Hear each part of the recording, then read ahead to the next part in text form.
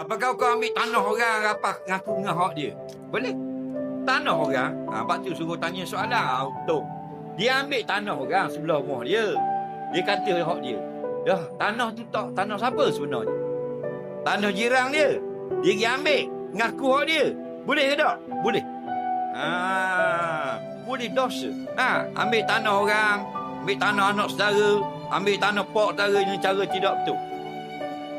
Apa? Apa hukumnya? Hukumnya wajib masuk neraka.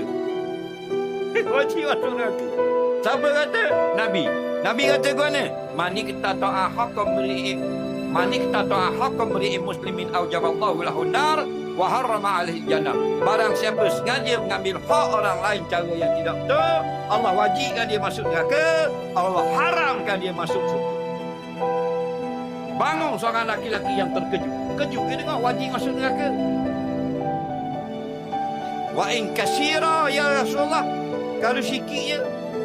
Bukan 47K, 4K je. Bukan 47 juta, 4,000 je. Bukan ambil 100 hektar, ambil secekal je kau ni. Nabi kata walau qadiban min arakin, walaupun hak orang itu sebatang kayu siwak, wajib masuk neraka. Jelas lagi? Sudah terjawab.